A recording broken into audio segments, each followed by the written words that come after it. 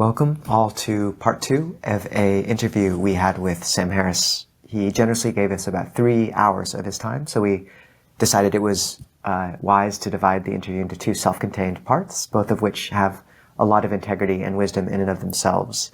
However, if you want to view part 1 first, the link will be in the description of this video.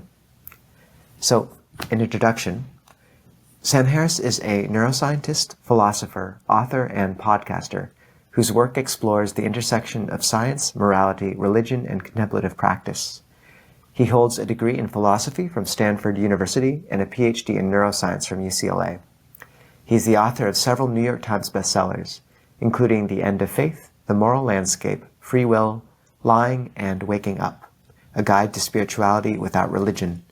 Sam hosts the Making Sense podcast and is the creator of the Waking Up app, which offers a secular and scientific approach to meditation and the good life. With more than 3 decades of meditative practice, including a cumulative 2 years on silent retreat, he has studied under such teachers as Sayadaw U Pandita, Punjaji, Tulku Urgyen Rinpoche, and with his friend Joseph Goldstein. And we were so grateful to have a chance to speak with him. We hope you enjoy it too. Actually just going a bit more deeply into that biography, both for our secular and our Buddhist listeners, could you just trace a bit more of those biographical details that leads you into this seemingly paradoxical situation of seeing religion as, and this is a quote, a fathomless sink of ignorance and superstition riddled with pre-literate mythology and mumbo-jumbo. There's a couple quotes combined. But, to dedicating 2 years of your life to actually doing intensive meditation practice. So what specific experiences have you had that have led you to be able to find the useful within what might appear to be a rubble?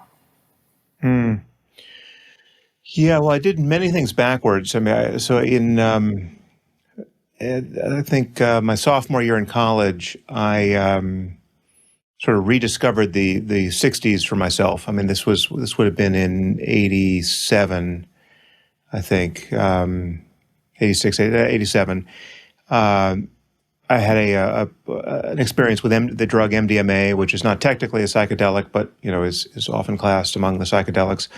And it was just a truly formative experience for me. I mean, I had done some other drugs in high school. I had smoked marijuana. I'd even done mushrooms a couple of times, but never saw any implication for understanding the mind or much less leading a better life. I mean, those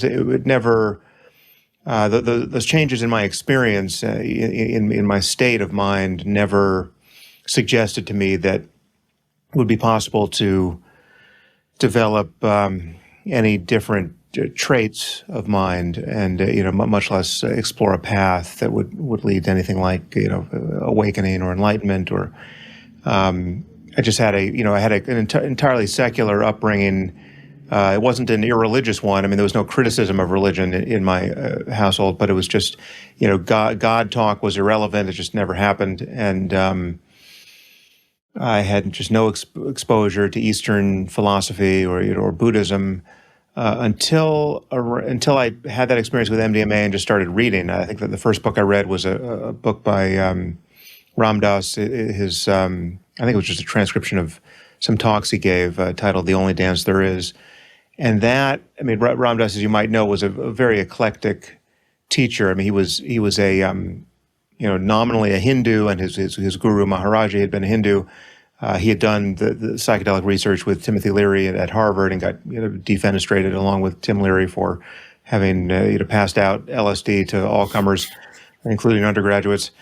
So he went to India, met Maharaji, and came back and started teaching. And so maybe about 6 months after that MDMA experience, I found that he was doing a retreat in Brighton Bush, Oregon, for 10 days, and I had never meditated. I don't think I'd started a daily practice before going on that retreat. I don't think so. That was my introduction to meditation on that retreat. And he, being eclectic, he was teaching a kind of smorgasbord of spiritual practices. So there was Hindu stuff like devotional singing, a kirtan, and there was yoga, but there was also Vipassana meditation, very much in the style of it's just Mahasi Sayadaw, Vipassana is taught at IMS by teachers, now friends, like Joseph Goldstein. So that was my first introduction to formal meditation practice, and then it was natural for me to leave that retreat and seek out Vipassana retreats specifically. Thereafter, I actually dropped out of college. I was for two reasons. One, I thought I was just going to write fiction, and if you're writing fiction, nobody cares whether you've finished college, and much less where you went. And I also just wanted to explore the esoterica of Eastern spirituality more deeply. So I was, and on that front, I was kind of rowing in two boats simultaneously. I was interested in the Hindu tradition, both kind of the devotional one as expressed by someone like Ram Dass toward his Guru Maharaji, but also the Advaita tradition as expressed by in the books I was reading by people like Ramana Maharshi and Nisargadatta Maharaj, and those non-dual teachings struck me as interesting. But the formal practice of meditation I was getting at that point was Vipassana. So I sat retreats at IMS, and I don't think Spirit Rock was built yet. But I sat, but people like Jack Kornfield and other teachers who wound up founding Spirit Rock, they were teaching retreats in rented centers, like in the Mental Physics Center in Joshua Tree. There was every year there was a 10 or 20-day retreat there. And also up in Northern California. So I was sitting in a bunch of 10-day retreats, and eventually I sat 2-3-month retreats at IMS. When Upandita Sayadaw came out to teach, he's the Burmese meditation student of Mahasi Sayadaw, and one of Joseph Goldstein's primary teachers. I sat with him in Australia for 2 months, and also I think 1 month at IMS. And then there was this development in the Vipassana community as taught in the West, both in the UK first, I think in the UK first with Christopher Titmus's community, but then also at IMS. There was this sort of a collision event with the spiritual career of Andrew Cohen. I don't know if you know much about him, but he was a student of Punjaji's, who was a student of Ramana Maharshi, so there's kind of an Advaita line there. And Andrew had been a student, I think primarily of Christopher Titmus's in Vipassana, but went to India and had his mind properly blown by his encounter with Punjaji, and came back kind of singing the song of Sure Heart's Release very much in an Advaita tune, and very much explicitly denigrating Vipassana practice as dualistic and unnecessary and misleading, etc. Feel free to interrupt me if I'm going down a pathway that is not predicted. So this would have been I think he had his experience with Punjaji and came back and started teaching somewhere around 88 or 89, I think. But I didn't catch wind of this until maybe 1990, somewhere around there, 91. And it seemed, and I went to India. I had made many trips to India in this period, both India and Nepal. But I went to India to see Punjaji. I went and saw Andrew once, and I was actually quite unimpressed by him as a teacher. Just for a variety of reasons. And there's a much later conversation I've had with him on the Waking Up app, if anyone wants to hear that. This is kind of in the aftermath of his flame out as a guru. I mean, he's interesting now as a guru because he had a kind of a spectacular implosion in his spiritual community, which had all the signs of being a proper cult. But in the aftermath of this, he he issued some kind of mea culpa. Whether it was a full enough mea culpa or not, I can leave for others to judge, but he sort of admitted that he had gone off the rails and was not the fully enlightened person he had claimed to be, etc. So anyway, I finally had a conversation with him about that, some 20 years or more after first seeing him as a teacher, 30 years maybe. Anyway, back to 1990 or thereabouts, I went to India to meet Poonjaji, who was Andrew's teacher and by all accounts an extraordinary person, and found that to be so, and found that his very uncompromising non-dual criticism of really all meditation practice, I found that to be very bracing and interesting and worth considering, but also still kind of too steep a path for me to actually walk, right? I mean, basically, Poonjaji's rap was, and this won't be, it wasn't especially novel, but it was novel in his absolute commitment to cutting through anyone's dualistic illusions, right, including the illusions of practice, right? So you come to him thinking you're unenlightened and that you have a problem that you can solve through the practice of meditation. And he wouldn't support any of that, and he would basically the explicit and implicit message of everything he said was, listen, there's nothing you can do to free yourself, because yourself is what you're calling yourself is an illusion. Your very starting point is mistaken. Anything you add to this condition of mistakenness is just something, a tool you're picking up in a dream. It's not going to solve your problem. All you can do is wake up. And so you either understand what I'm saying to you right now, or it's hopeless, right? All you can do is sit here and kind of wait to have the epiphany that I'm trying to provoke in you through this conversation. But if you decide to go back and sit another retreat, or even sit cross-legged deliberately to try to concentrate on anything, all of that is just mistaken. I mean, this is just dream yoga by a dream character who is suffering a dream condition of unenlightenment. And once you wake up from this dream, you'll realize that everything I'm saying to you now is true, and everything else that you had imbibed from the spiritual shelves in the bookstore is just a one version or another of conceptual confusion. So even unlike his own teacher, I mean, Ramana Maharshi would at least give some kind of concession to gradualism by saying things like, you must make every effort to become effortless, right? I mean, there was a foothold you could get purchase on to start the project of looking inward and hopefully discover something. But with Poonjaji, there was really nothing. So anyway, I had that experience with him, but it was coupled with an experience of really being bowled over by his personal charisma. I mean, he was really just a kind of a shockingly free, or apparently free and impressive master to meet, right? And I mean, part of this was accentuated by the fact that he spoke perfect English, so there was no burden of going through a translator. Your attention wasn't being diverted to talking to the translator and then hearing the master speak in gibberish and then having it come back through the translator, as I'd had with other great meditation masters.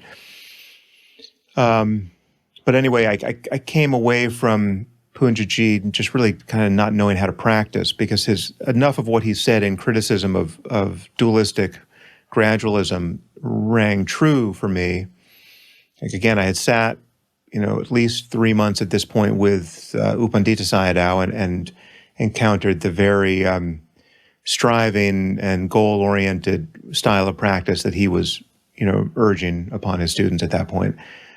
He would say things like, if you must practice absolutely continuous mindfulness, and the primary analogy here was rubbing two sticks together to get fire, and the moment you stop rubbing, the moment you lose continuity, they cool off, right? And it's as though all of your effort is wasted up to that point, right? Like, so you really need to get enough continuous momentum here and balance all the factors of enlightenment to break through to this experience of cessation, which is really the only thing that can uproot the defilements, and you really are suffering from these defilements right now.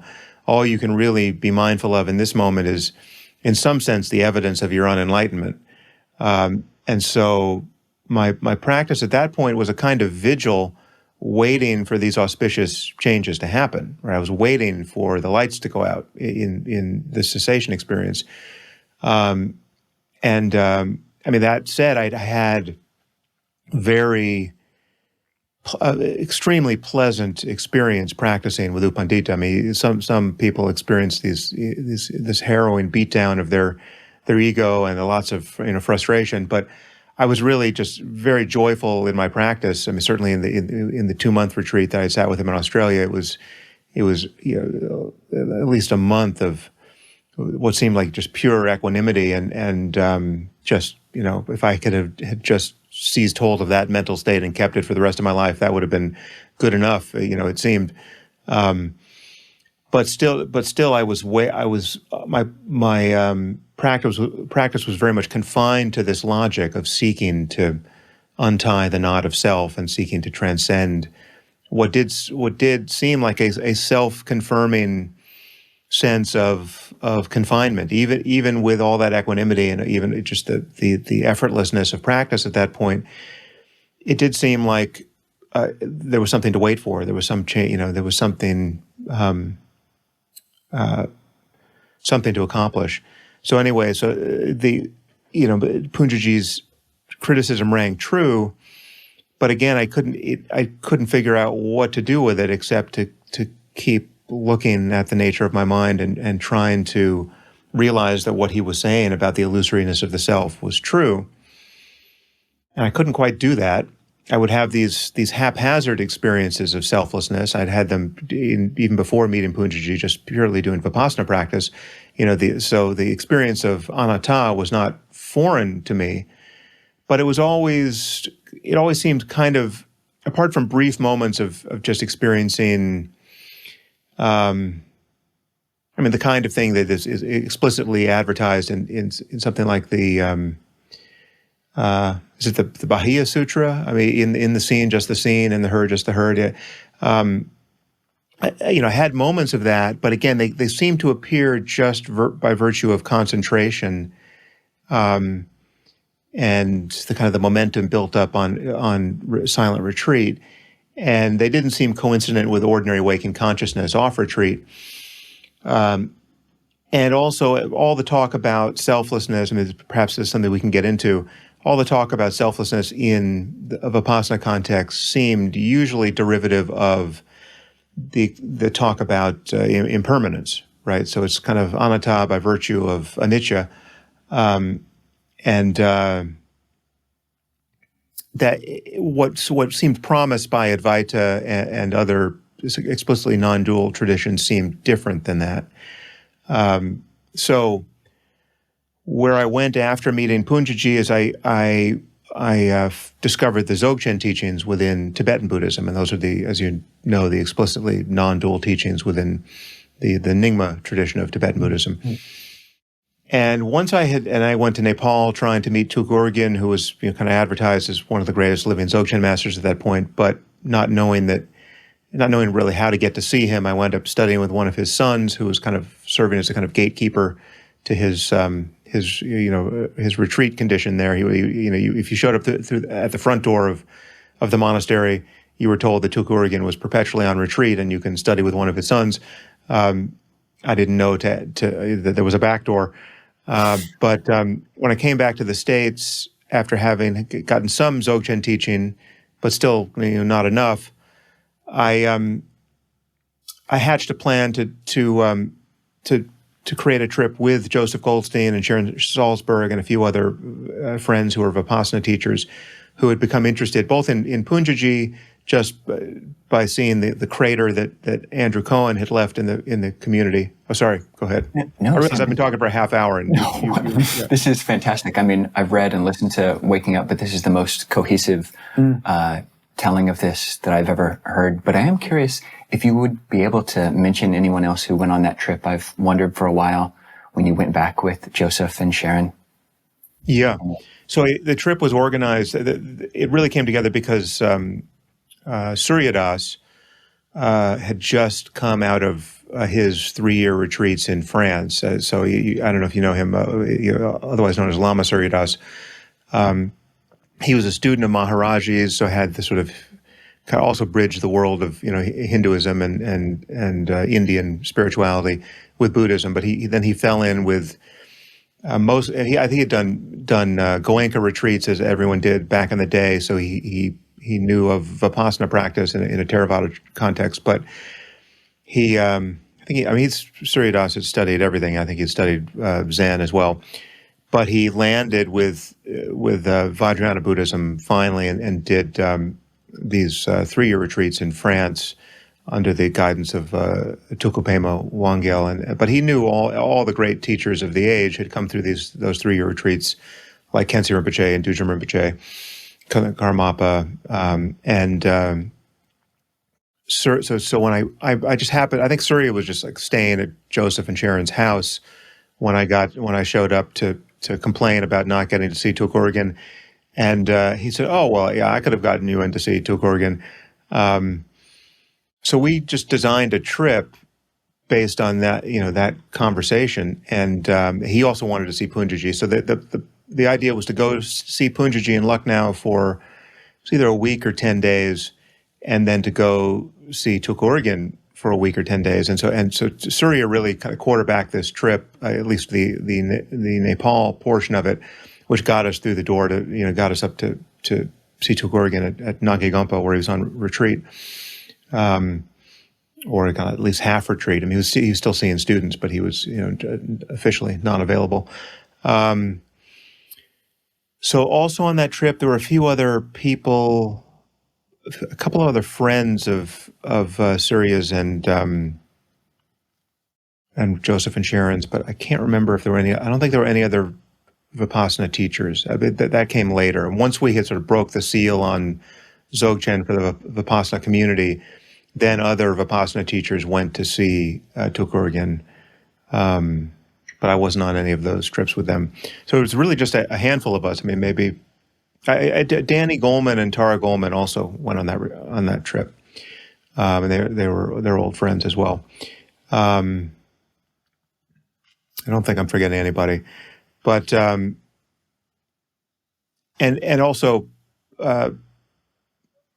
The scene at Punjaji's wasn't that crowded. I mean, when I went with the first time, I went with Ramdas, and there were just like the five of us who showed up were like the 5 people who were in the room with Punjaji. What happened a little bit later on was, I think either Osho died. I think he died around then, and his community discovered Punjaji. And so that at one point you would show up at Punjaji's house, and there'd be hundreds of people there, and they had to go find another place to meet. And then the scene just became a derivative of the chaos of Osho's world. And that was kind of the last time I saw Punjaji. Anyway, so it's a picture of some very seasoned Vipassana practitioners and teachers.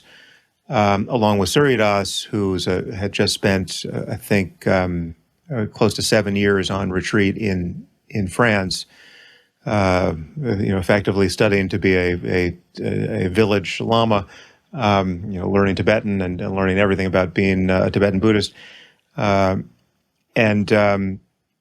We show up to see Punjaji and take his teachings, and then we move to Nepal and got mind teachings from Tukorgan Rinpoche. And that was the first time I felt I really knew how to practice. I came away from that trip recognizing what was missing in Punjaji's instruction and finding it present with Tukorgan, and really kind of clarify, to use Dzogchen terminology, clarifying the view of Dzogchen. And thereafter, I came away feeling like I knew what to be mindful of for the first time. And this is you've probably heard me go around and around the track with Joseph Goldstein about this, just harping on the difference as I see it between Dzogchen and Vipassana, and really kind of chewing on his skull for all that he did. I'm incredibly grateful for Joseph, and obviously I love Joseph. He's one of the dearest people in my life.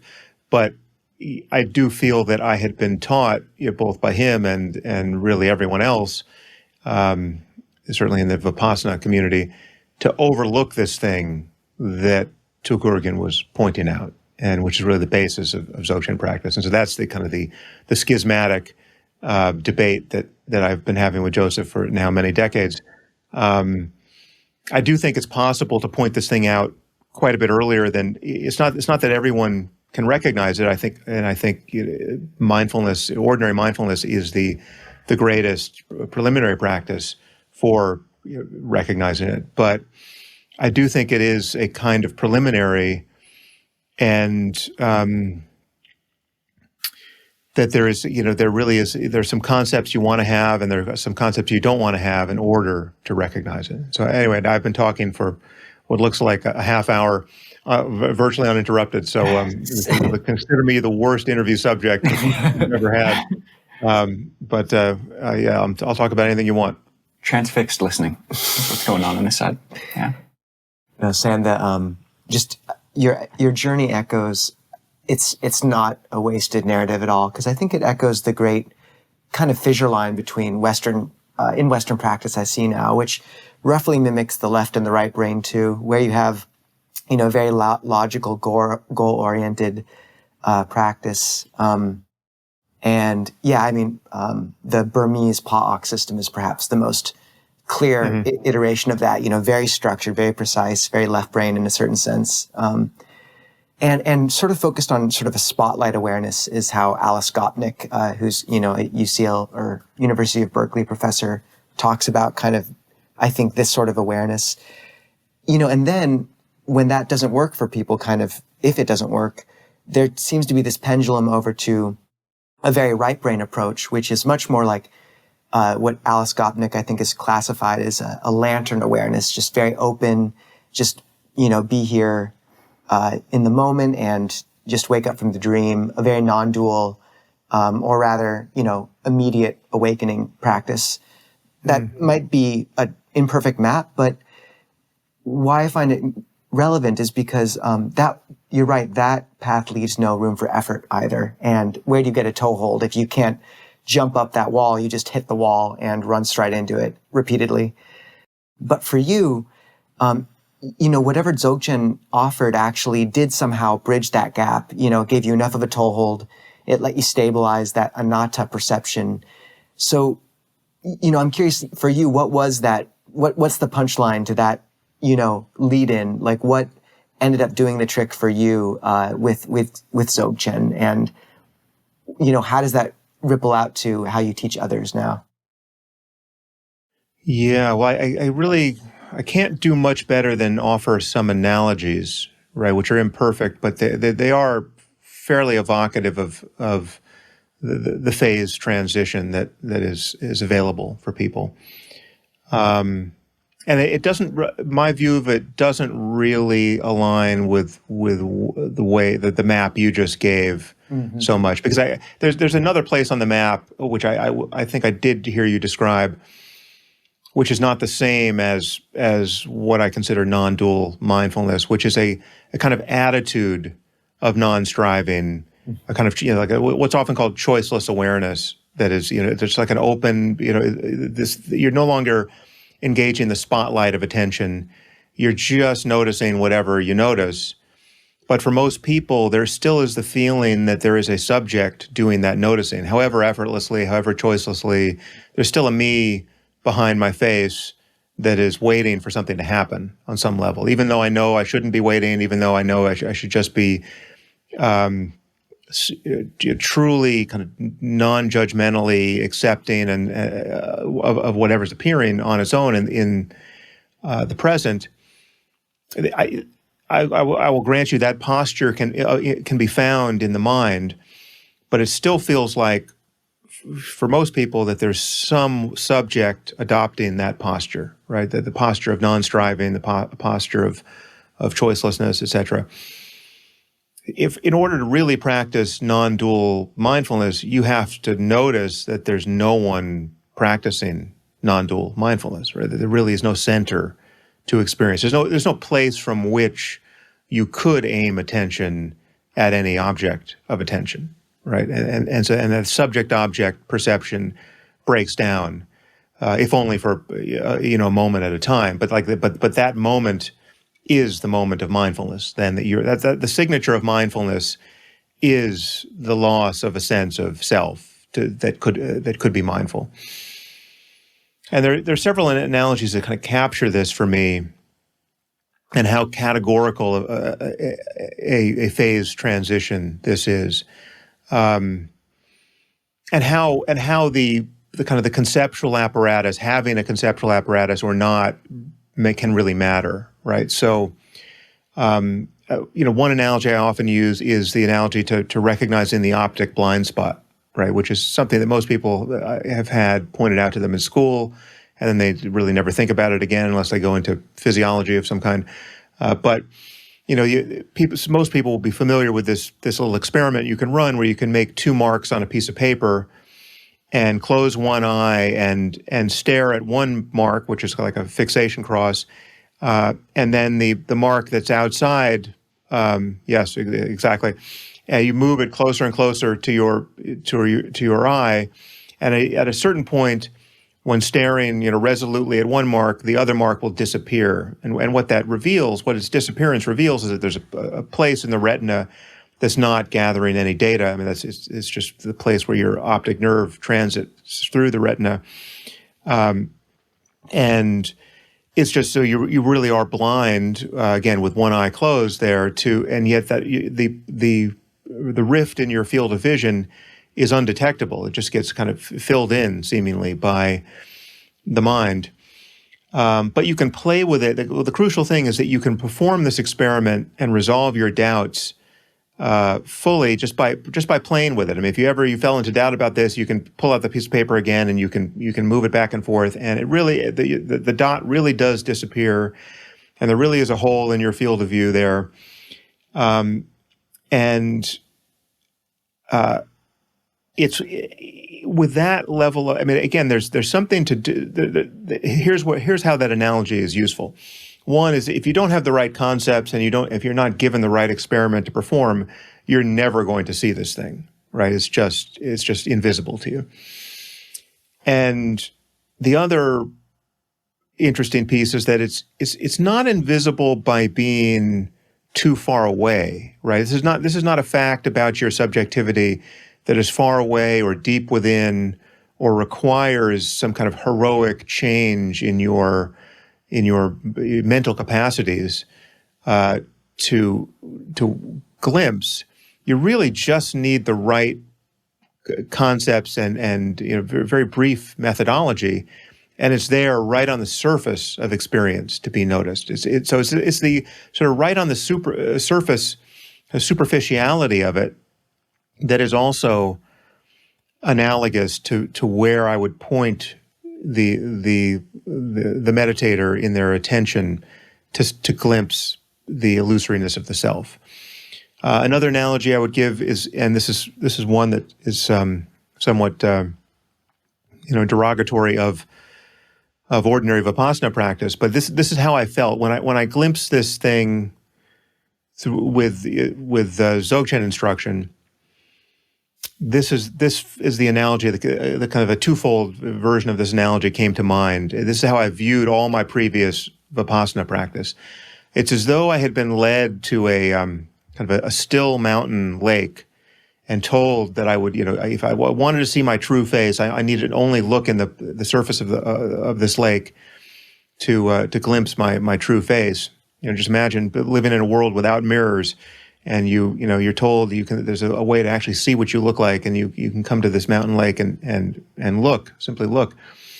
But in addition to being told that I had to I could see my face in this lake, I was told about all the things, all the preliminary things that needed to be seen in the lake, right? And all of these things are beneath the surface of the water, right? So I was told about the fish and the moss and the rocks and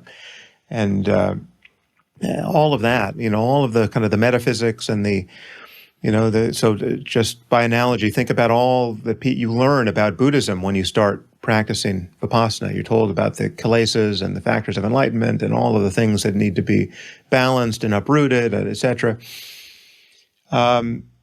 And so it was very natural for me to to rush up to the surface of this lake, and for my gaze, my plane of focus of my gaze, to plunge right through the true reflection of my face beneath the surface of the water, and to see, to immediately alight upon all the diversity of things that are there to be seen beneath the water.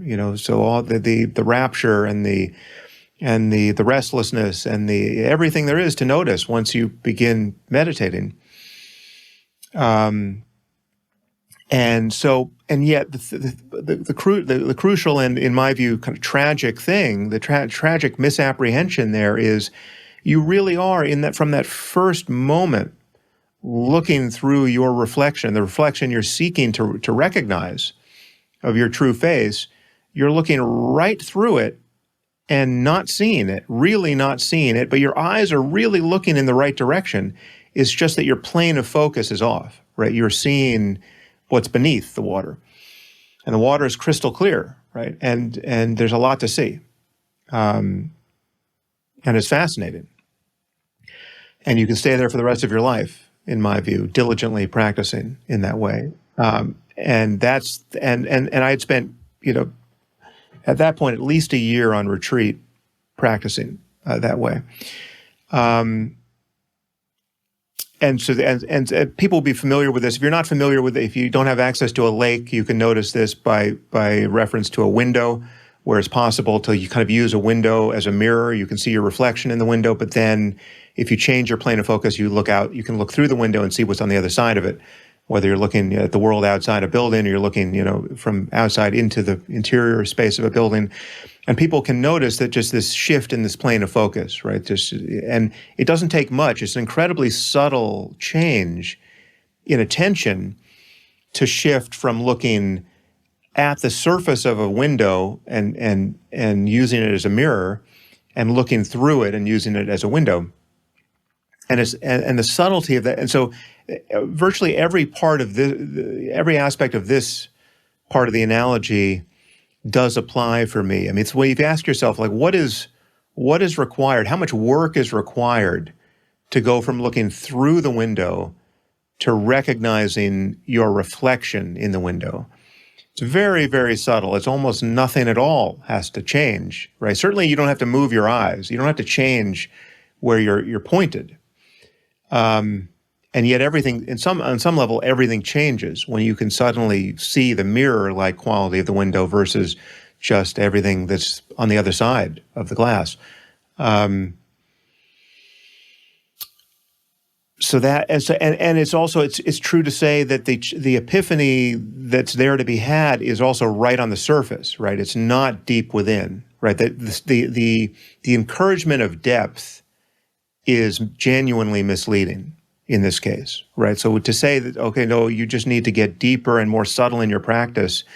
Notice I guess by kind of mapping this onto kind of Mahasi style practice, as you're, in the depths of a retreat, you're practicing 12 to 18 hours a day and you're just developing continuity, to be told by a teacher, well, can you notice what happens just the moment before you reach for anything, right? Just can you notice the arising of an intention? Bring intention into the field of view of again, this is looking beneath the water look for some new species of fish, right? Or studying the world outside the window, in my view. Another analogy and this kind of cuts to what the pointing out instruction with Tulku Urgyen was like for me. I mean, just how kind of and this is not something that's so familiar in a Vipassana context, but is and may seem strange, but this is like just how active the role of a teacher could be in changing the experience of a student. This is not technique based. This is really just the quality of the information coming from the teacher. And this is also kind of an analogy to a mirror. And so some of your listeners may be familiar with this experience, but if not, I think it's easy enough to imagine. Many people have had the experience of coming into a room, maybe a public space, a restaurant, say, and not noticing that one of its walls is in fact a full-length mirror, just a floor-to-ceiling mirror. And so that you could spend the better part of a meal, say, in a restaurant, thinking that the restaurant is twice the size it actually is. Like there's a bunch of people over there eating lunch too, and yet at a certain point you recognize, oh no, that's just a mirror reflecting the room I'm in, and the room is actually just half the size it seemed, and all those people that I thought were people over there, those are just the people over here in the room being reflected, right? So this is kind of this categorical shift in what a space is like.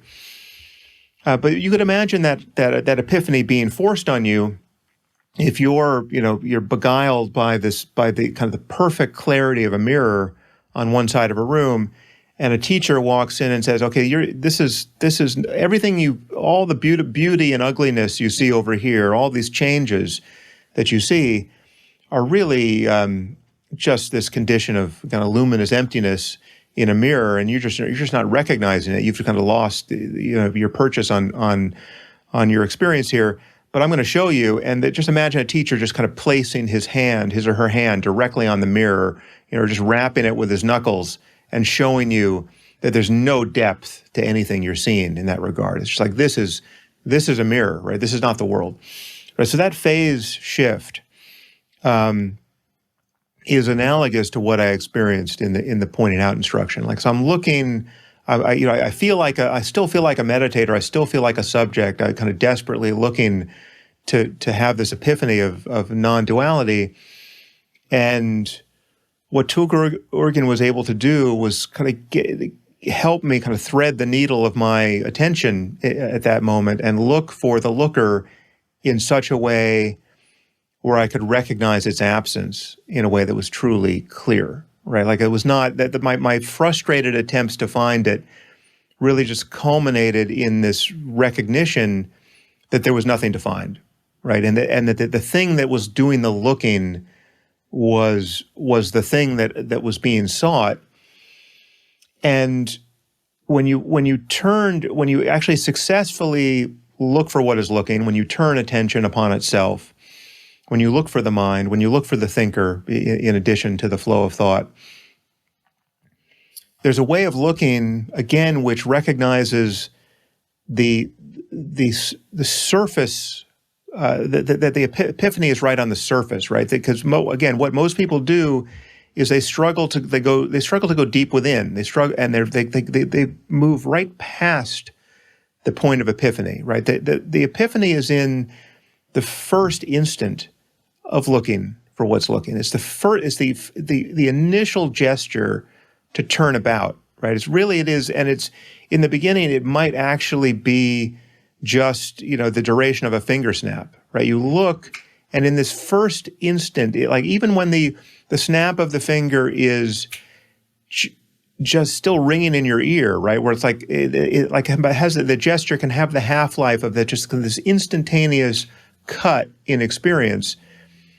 In that first instant, you can recognize that there's no center to experience. There's no place from which to turn. There's no place from which to look. There's just this totality, this inexpressible totality that contains everything. It's not the totality of oneness. It's not like it's not like you've merged with the universe.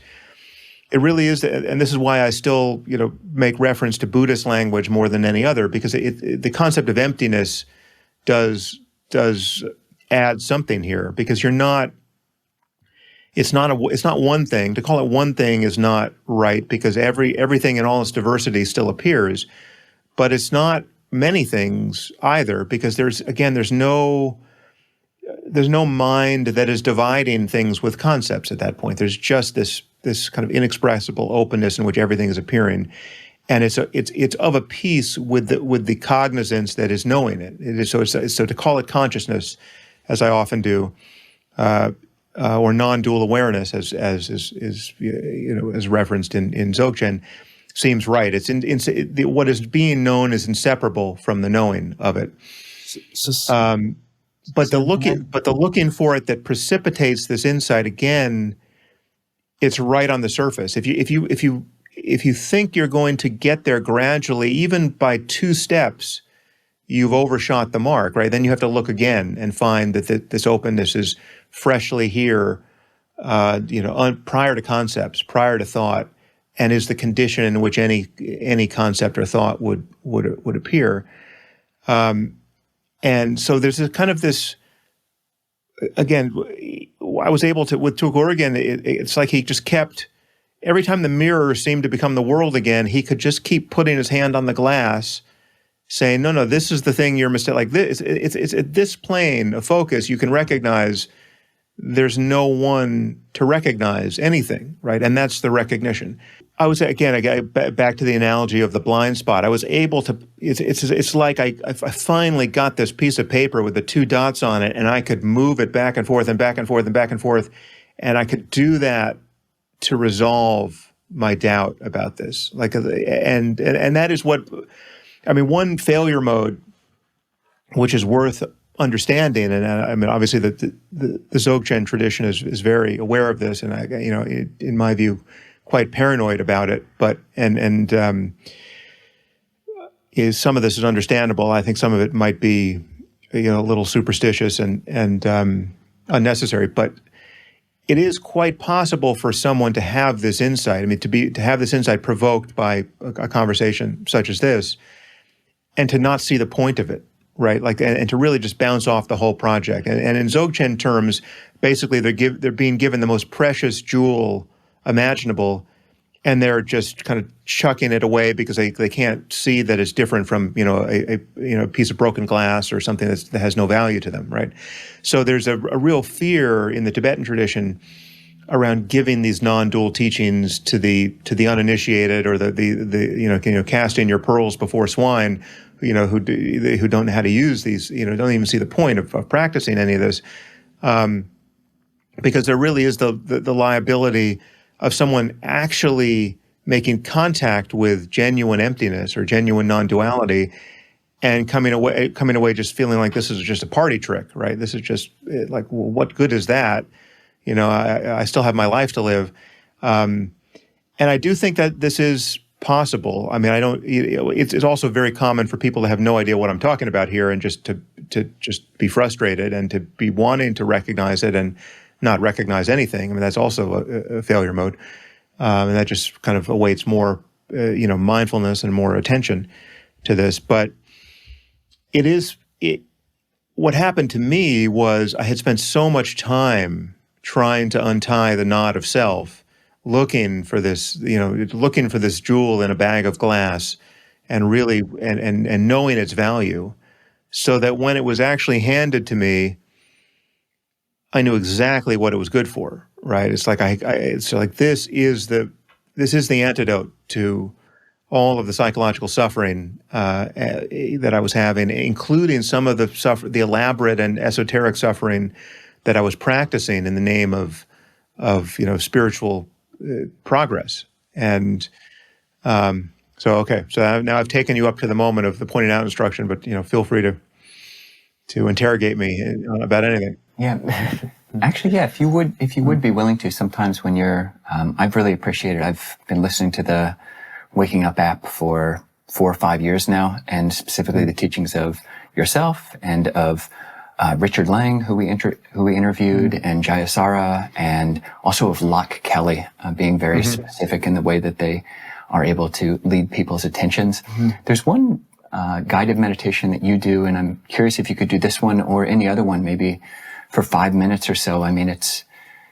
Be curious to hear you do it. Specifically, the one that I'm thinking of is bringing people's attentions to the back of the head and then going to the face and back and forth. But would love it, if you could do some guided meditation. Sure. Wrapping your hand on the mirror a little bit for us somehow. Yeah. Okay, well, I guess we can start with closed eyes because that's familiar to everybody and what most people want out of meditation. But you should notice that with your eyes closed, your visual field is still fully present, and you can gaze into the darkness behind your eyelids as though into an open sky. And it's really not altogether dark either. There's color and shadow and change in that plane. And then just be mindful in the ordinary way of noticing the sensation of your body resting in space. Notice sounds and anything else that comes to your attention, the feeling of breathing, wherever it's convenient to notice it. And just let your attention settle there in this open awareness of experience in all its channels.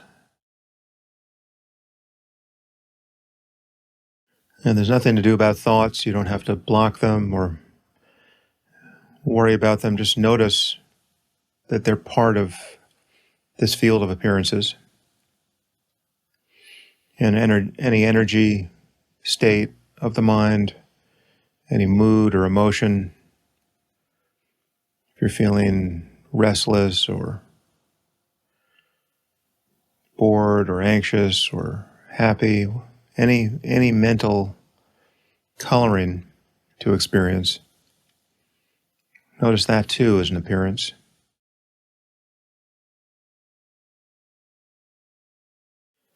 And if you're like most people practicing dualistic mindfulness, there will be this sense, however gross or subtle, that there's a subject in the middle of all of this. There's a one who's paying attention. There's the kind of the spotlight of attention that can be aimed at sounds or sensations in the body. And that's something that is worth interrogating. That is ultimately an illusion that can be seen through. And the primary instruction really is just to look for that. Look for the sense that there's a thinker or a noticer or a one who can pay attention. But to sharpen that up a little, I suggest that we kind of creep up on it.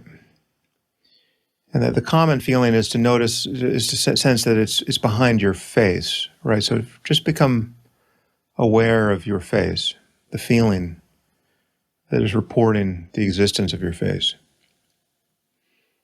Just notice that pattern of energy, tension or temperature or movement.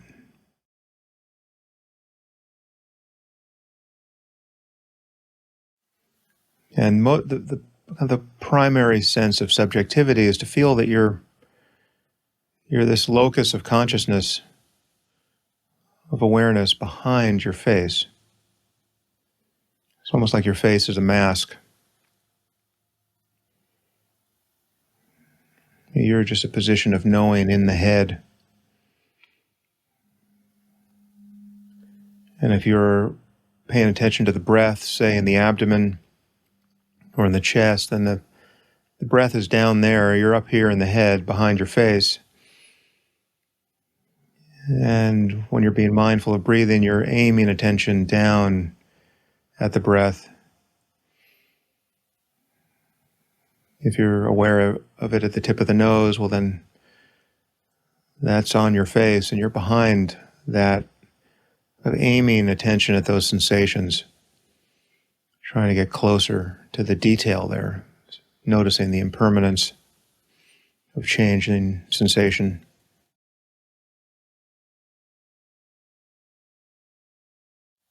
So just be behind your face, if that's the way it feels.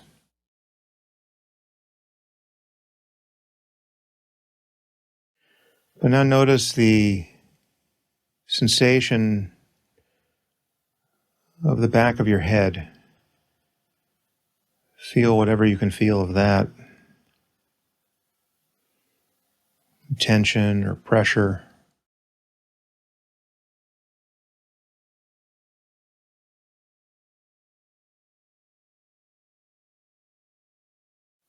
Feel that closely as you can. And now feel your face again, however it appears.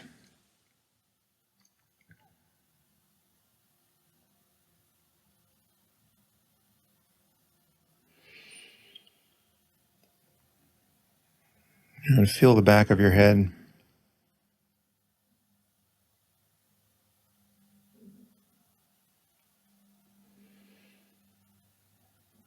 Now, many people will feel that they're kind of naturally falling as a subject. They're naturally falling experientially into this place that it's as though they're between their face and the back of their head, right? They're this kind of illuminated space of consciousness that is somehow behind the face and in front of the back of the head. Obviously, this is, in some sense, conceptually derivative of this idea that, perhaps perfectly accurate idea that consciousness is arising in the brain and the brain is in the head. But as a matter of experience, none of this is true, right? I mean, as a matter of experience, consciousness is not between your face and the back of your head. I mean, what you're calling your face, the sensation, the pattern of energy that you can notice, that is your experience of having a face, and what you're calling the back of your head, these are just patterns of energy arising in consciousness, in this prior condition of knowing. And it's not behind or in front of anything. Your consciousness is not behind your face. Consciousness is not in front of the back of your head. Anything you can notice is appearing in this open space of consciousness.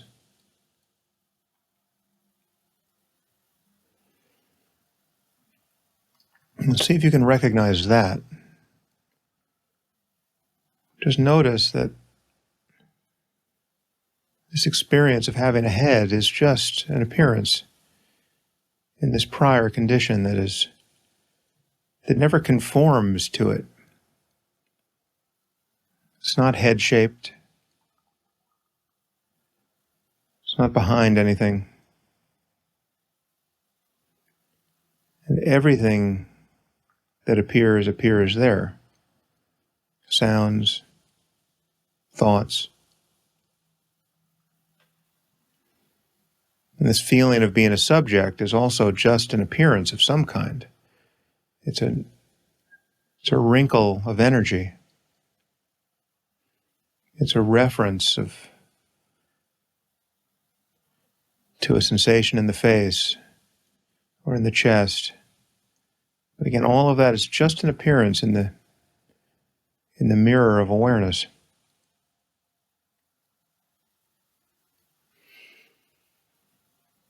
So now, open your eyes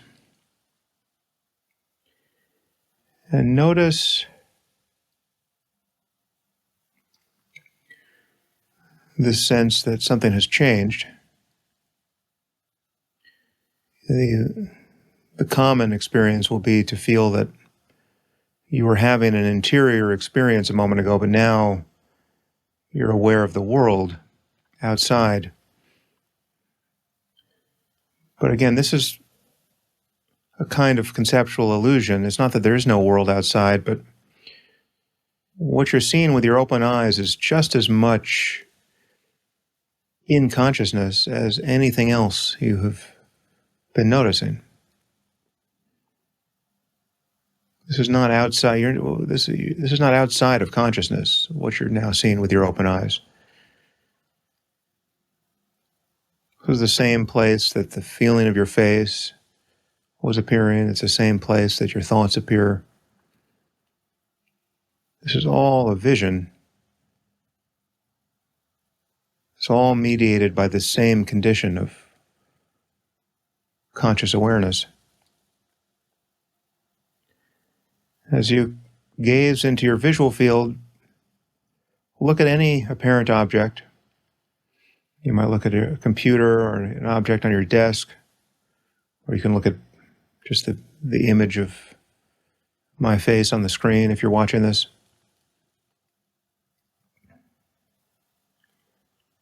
And just very gently look for what's looking. As you're keeping this object in view, see if there's anything to see in your own direction where you presume yourself to be. Again, the natural starting point is to feel like you're behind your face, looking out across space at an object that is not what you are. So look toward your face. To put it in Douglas Harding's terms, look for your head. Look where you know your head to be. Isn't there just a world where your head is supposed to be as a matter of experience? Isn't there just this totality of light and color? See if you can notice what this relationship between subject and object is like in this first instant when you look for the subject. Just this, in the briefest instant of looking for the subject. What is that like to see anything?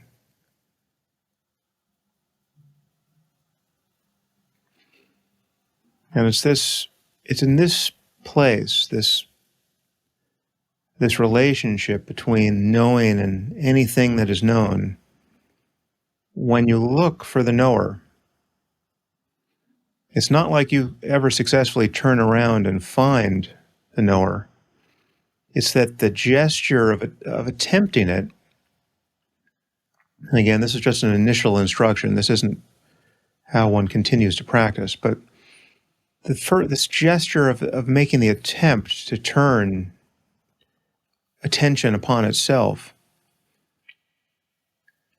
can reveal this moment of failure where everything is of a piece. Everything is just in its own place. Everything is exactly as it is. There's just this inexpressible openness and vividness of appearance. And this is emptiness by another name. This is non-dual awareness. Right? To call it emptiness is to emphasize its sort of third-person kind of objective characteristics. To call it non-dual awareness is to emphasize the first-person experiential quality of it. But if you look for yourself, if you look for what's looking in this moment, coincident with paying attention to anything out in the world, you might notice the collapse of the subject-object. So in the scene, there is just the scene. There's not a seer and things seen. And it can be easier to do this with eyes open. And this is, I think, the reason why in the Dzogchen tradition, the instruction is given with eyes open, because we define our sense of subject-object so indelibly by reference to vision, much more than by reference to sound or sensations in the body. Though you can notice it there. Once you notice it with eyes open, you can notice it with eyes closed with reference to anything. But I do think it's easier with eyes open in the beginning. So anyway, that's now I'm just talking, but that's the instruction I would keep pointing people back to. Yeah, thank you. Yeah, some of our teachers in the Ajahn Chah tradition, Ajahn Chah himself and Lumpur Sumedho, teach something similar. And It's interesting that on the Waking Up app, there are just so many different ways that people can realize that, it's not like you have to make the self not exist. It's not there from the beginning.